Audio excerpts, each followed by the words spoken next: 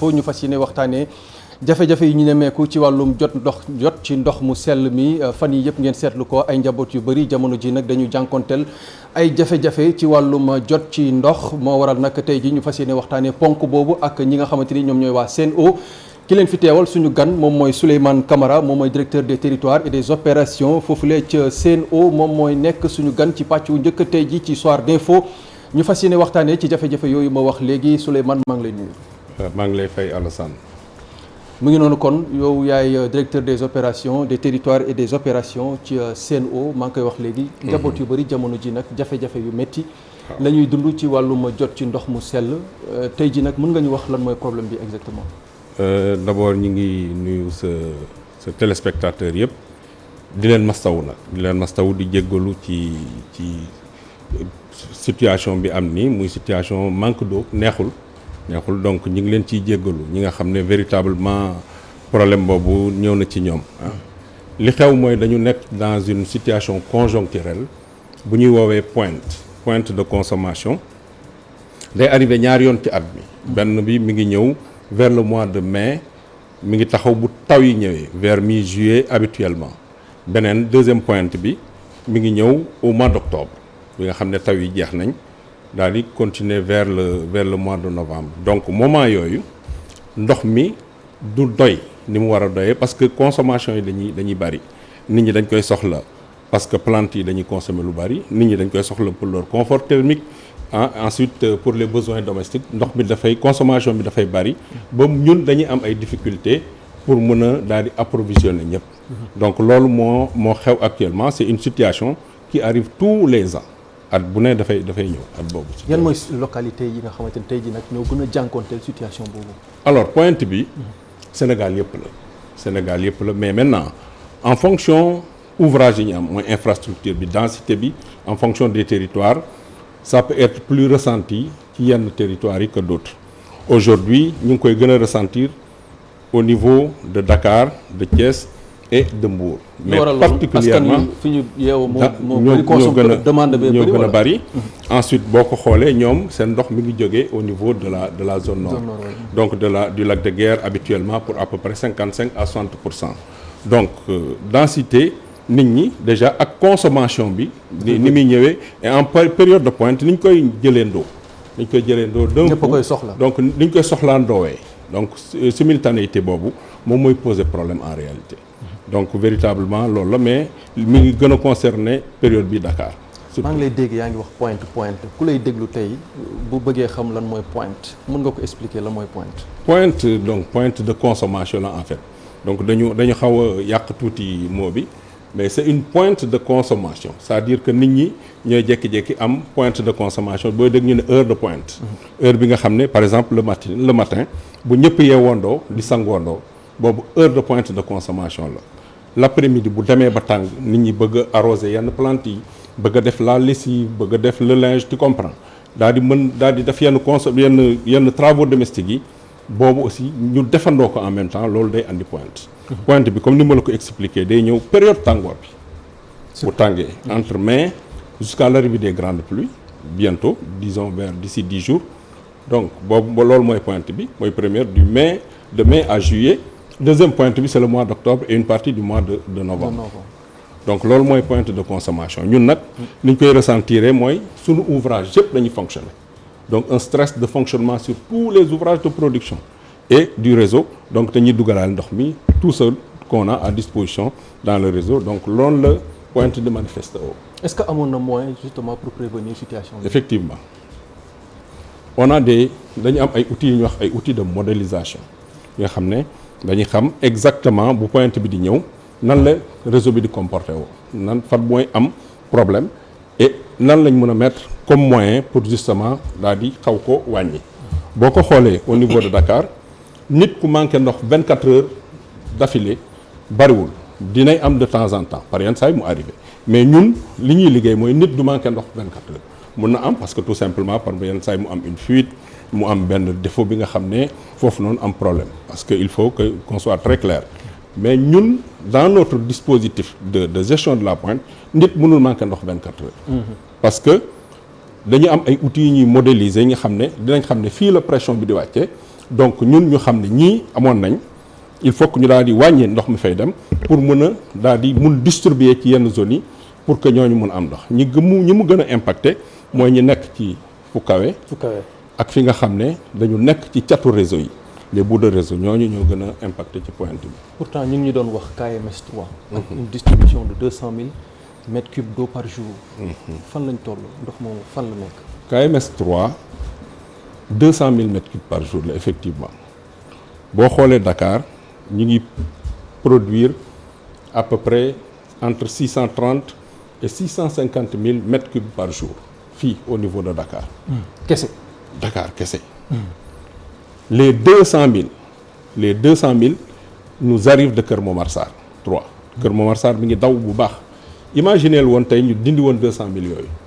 musiba. ce serait catastrophique donc Kër Momar Sarr 3 moo tax ñu nekk ci situation relativement confortable bi ñuy wax nii da ngay dégg pointe bi am na ñi nga xam ne ressentir duñ ko ils ont de l'eau 24 heures sur 24. am na ñi nga xam ne nag véritablement ndox moo toll ni nga xam ne am na ñi nga xam ne buñ ko manqué. il faut que ñu daal di dégg leen et c'est tout à fait normal on les comprend. et on travaille pour que ñu fexe nan lañ mun def pour ñoom ñu am ndox aussi. est-ce que amoon na ay facteurs aggravants aussi ci situation stress hydrique bi ñuy dund. oui il arrive et c'est déjà arrivé ci mois de juin bi. kenn ku doon def ay travaux au niveau de Tivaouane daal di toj suñu tuyau bi. ok ba mu ko tojee dañu obligé arrêter suñu usine yi nekk ci lac de Guiers bi yëpp y compris les forages li ñuy wax les forages du littoral nord nga xam ne ñoom ñoo ëpp ndox ci Sénégal donc presque 55% de l'eau qui arrivait sur le triangle Thiès Mbour et Dakar dañ ko amputé ci production bi c'était particulièrement difficile période boobu ba muy reprendre malheureusement mu tombé ak des vents forts ak taw fekk ñun ñu ngi reprendre service en montée. ok lépp daal di daanuwaat parce que dafa amoon coupure. c'était le début de l'hivernage les premières pluies sporadiques ce qui est arrivé d'ailleurs il y a depuis 3 jours. da ngeen di gis ay taw ak ay ngelaw mi ngi egsi Dakar démb. loolu bu egsee comme day soog di egsi Sénélec day am ay défauts. ñu wax défaut yi nga xam ne ci lignes yi la ci réseau électrique bi et c'est tout à fait normal c'est de l'exploitation ñun dañuy am ay fuites bu loolu amee nag il faut que ouvrage yi taxaw bu ouvrage yi taxawee malheureusement donc li war a ñëw ci production di ñëw ouvrage yi war a pomper ndox mi ngi wax surpresseur pour mu jëm ci point eau yi du fonctionner loolu moo tax loolu mooy aggraver en fait situation bi. ok yaa ngi ko doon wax sànq ay sénégalais yoo xamante ne ñu ngi tey jii sax di tabax ci ay bërëb yi nga xamante ne dafa kawe. ñu gis ne ndax loolu am na lien ci situation bi nga xamante ne moom la ñuy dund. oui loolu moo nekk Dakar léegi amatul foncier à Dakar. donc et loolu moo commencé au niveau des grandes villes boo demee Mbour. boo demee Thiès boo demee Saint-Louis boo demee un peu partout.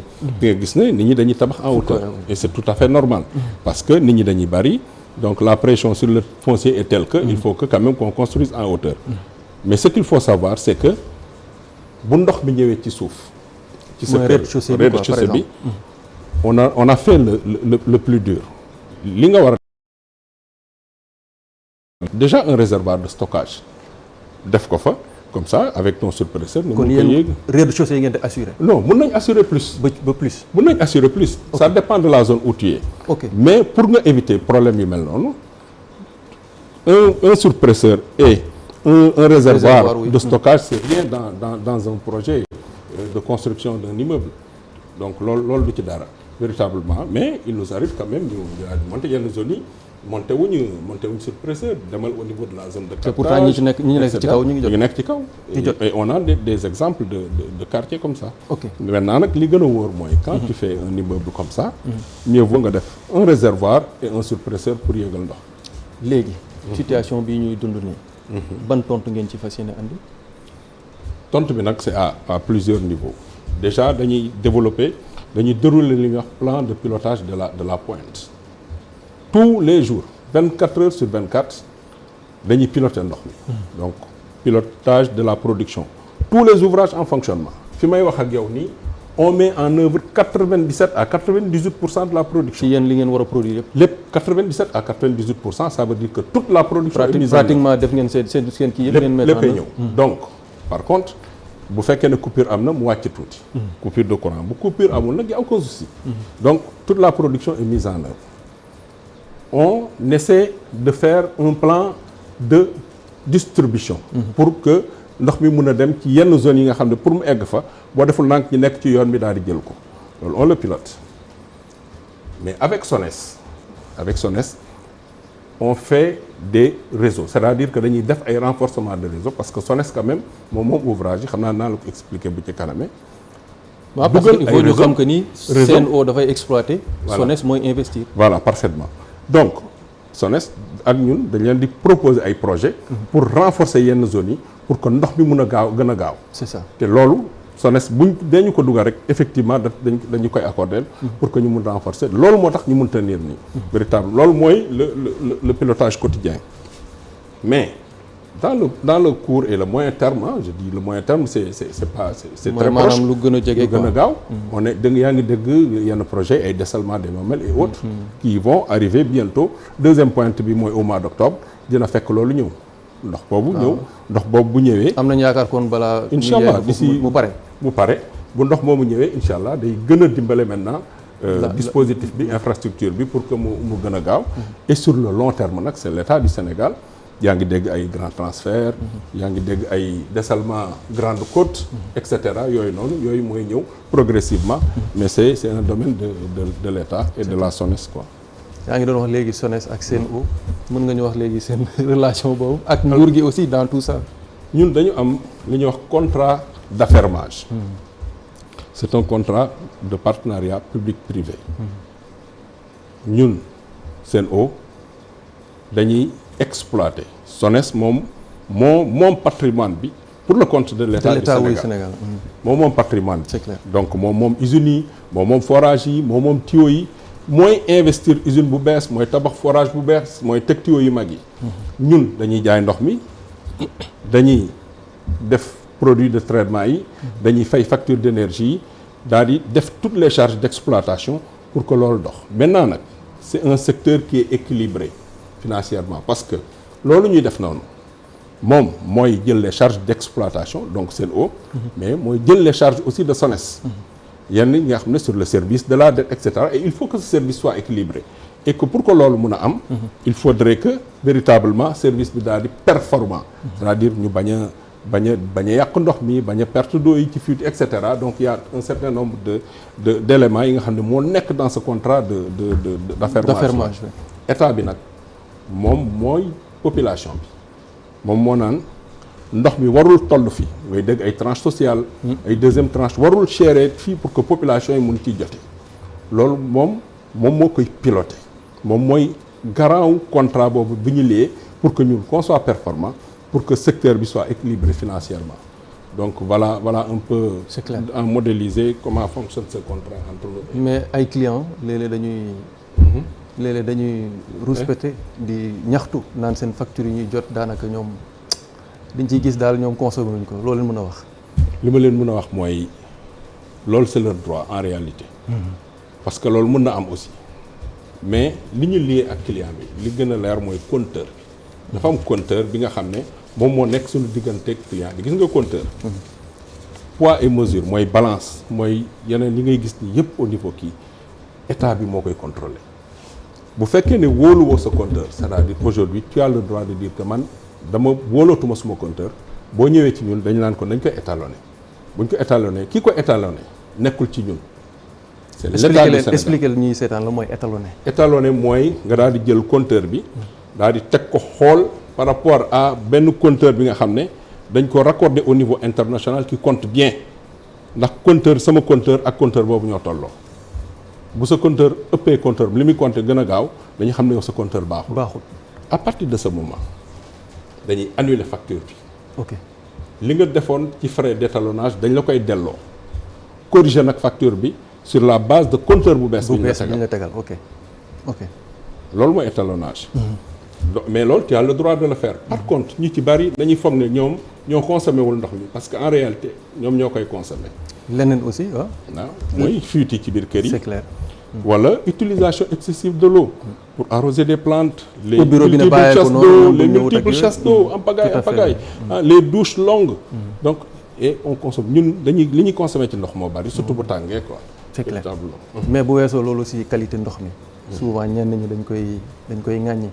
loolu aussi loolu mën a wax pour assurer leen. loolu nag dañuy wax ne il faut que ñu wax ne SONES lim ci liggéey doy na waar c'est-à-dire liggéey na ci ak doole boo demee ci zone yi nga xam ne ndox mi dafa xonk am fer.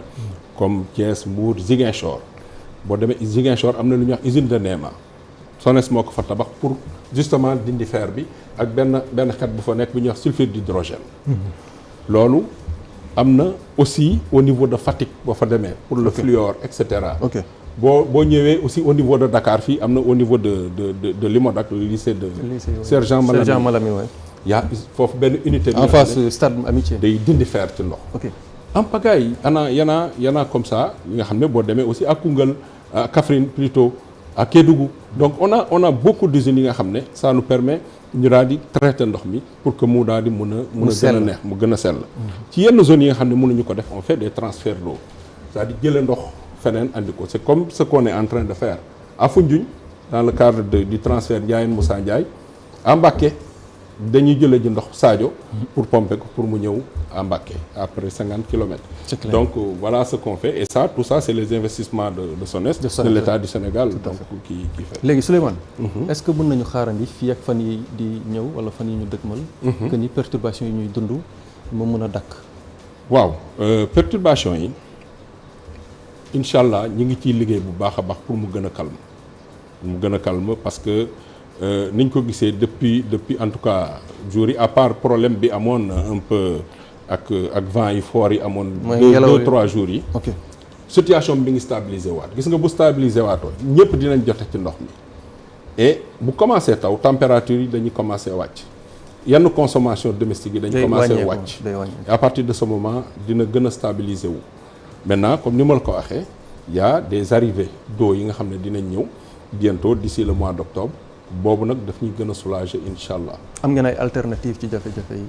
loolu mooy effectivement alternative yi. fexe nit ñi daal di mën a jot ci ndox mi ñi nga xam ne nag jafe na trop ci ñoom par yenn saa yi ñu daal di toog matinée bi duñ ko teel a gis te amuñu yenn réservoir yeeg yu demee noonu dañ leen di yóbbul ay citernes. ok loolu yëpp ci pexe yi ngeen teg la dañuy yóbbu pour jàppale askan wi ci jafe-jafe ko gratuitement daal di distribuer et on a fait à Rufisque. à Thiès, dans la banlieue de Dakar et même ici en ville Dakar dañ ko fi def un peu partout. mais da ngeen di wax souvent aussi ay camions citernes yi ngeen di mettre à la disposition des populations mais ñenn ñi souvent nee na ñoom duñ gis dara.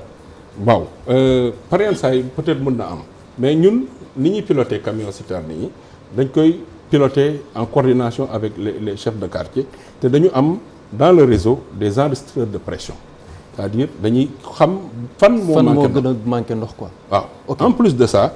dañu am benn centre de relation client qu'on appelle CRC yi nga xam ne fa la ñuy jotee appel client yi. yooyu la ñuy boole. marché ko woote pour wax ne amuñu ndox. amuñu ndox. ok non guddi gi ba léegi ndox mi ñëwagul ñu nekkoon foofu dina xaw a jafe de toutes les façons ndox mi ngi ñëw parce que duñ la bàyyi noonu en rade mais en attendant devant l'urgence ñu daal di yónnee leen camion citerne et bu ñu koy def dañuy am ay points focaux yu ñu koy defal. et pour l'essentiel les points focaux c'est les chefs de quartier. léegi Souleymane. yaa ngi ko doon wax pointe lañ nekk ci situation de pointe. lan ngay conseiller les consommateurs.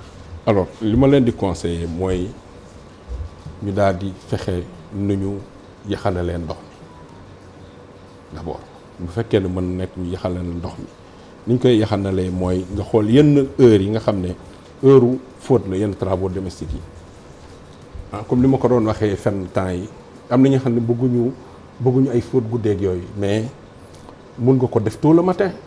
mooy au lieu que nga bàyyi pointe bi ñëw vers heure bu gën a tàng ñëpp daal di soxlaandoo ndox mi mun na ñàkk. wala pression bi bañ a faible. arrosage boo koy arrosé mun nga ko def très tôt bu seddee wala guddi gi pour éviter nga def ko mu am évapotranspiration. yooyu noonu bu ñu ko defee mun na ñaxanal ndox mi mais nañuy surveiller réseau bi. parce que bu pointe bi demee nii réseau bi day manqué ndox di am ndox mouvement boobu nag dynamique boobu par yenn saa yi mu daal di amaale yu mu àndaale ci ndox mi.